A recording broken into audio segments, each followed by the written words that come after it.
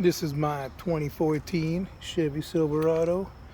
Just got my exhaust done yesterday. Got duals on both sides.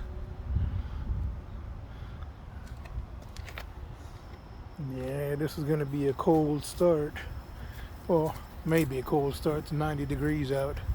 But as cool as it's going to get before it gets in the triple digits later on. But yeah, this is the exhaust.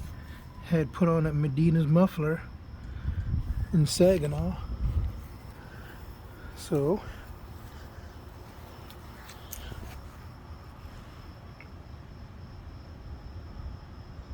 it's exactly how I wanted it.